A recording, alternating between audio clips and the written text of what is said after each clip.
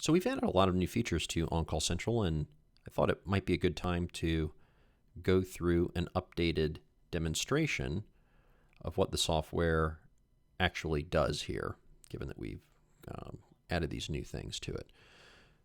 So what I'm going to do here is demonstrate really the full range of what the software does. And I'm going to demonstrate on the right-hand side a patient phone. I'm going to leave a test message. This is a test message that is being left at 4:20 p.m. I'm going to hang up. Now it so happens that the on-call provider, you can see the provider's phone here on the left-hand side. We're going to get a couple of notifications here. Got the push notification in the mobile app, and here in a couple of seconds we're also going to get the SMS that comes through. We're going to come back to that in just a moment. But for now, let's actually go into the web application. I'm going to refresh this, and you can see that this message has landed here, documenting this interaction. So message came in. If we click on this, we can see that it's unheard. We have the message audio here. The transcription is pending, of course. Takes a minute or two to come back.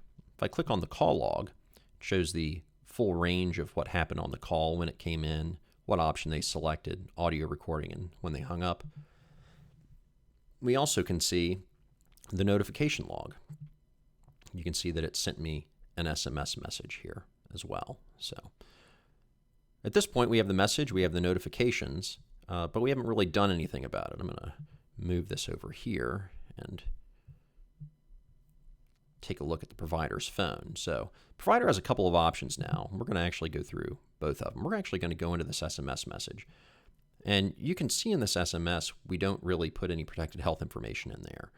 But we want to have some sort of indication that there's been human interaction so that we know to stop notifying the provider.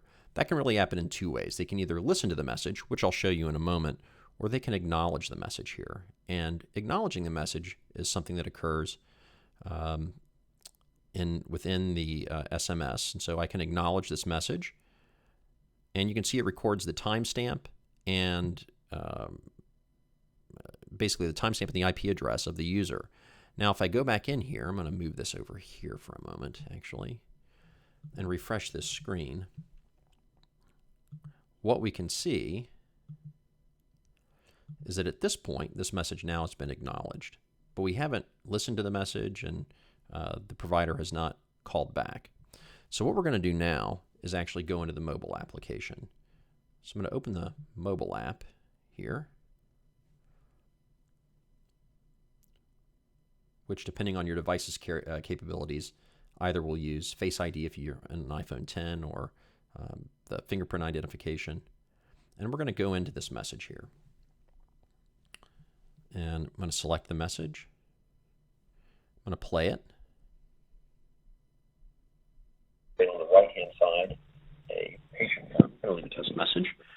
This is a test message that is being left at 4:20 p.m. Hang up. All right, so now this message has been heard, and we document that in the web application as well. If I go back into the web app, refresh this screen, I'm going to go on and archive this here so we know which one we're looking at. And go in here, we can now see that this message is heard. It's not just acknowledged, it's been heard at this point. So now we're going to actually call back. And when that happens, we don't want this provider to just call the patient back. What we want to have happen is we'd like that call to take place through On-Call Central so that we actually know that it takes place. So I'm just going to hit the callback button here. And when the provider hits callback, what's going to happen is it's first going to call the provider. And then what's going to happen is once it gets the provider on the phone, it's going to call the patient. Now at this point, what's happened here is these two parties appear to be, from their standpoint, in a point-to-point phone call. But in reality, this call is being bridged by On-Call Central. And because of that, the patient actually sees the caller ID of the medical practice as opposed to the caller ID of the office.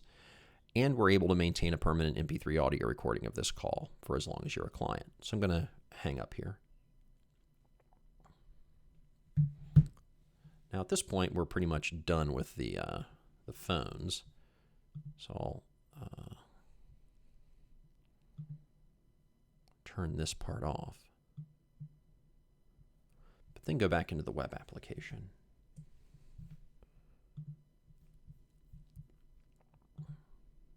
All right.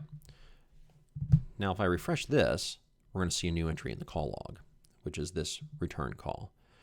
We can see here's the callback along with the recording. And if you go back into the original message that was left, it also links it back. So we have the full range of everything that happened here. Message coming in. We have the actual trace of the call right here. All the notifications that go out to the provider. It only sent one in this instance because we acknowledged the message quickly.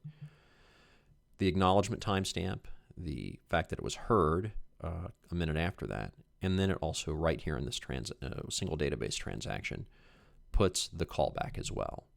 So this is a quick demonstration of what On-Call Central does. There's a lot of detail that I'm going to leave out of this demonstration because while this is general functionality that applies to most people, a lot of it tends to be very practice specific. So if you have questions about that, let us know. We'll be happy to answer that and get things set up for your practice specifically. Thank you so much.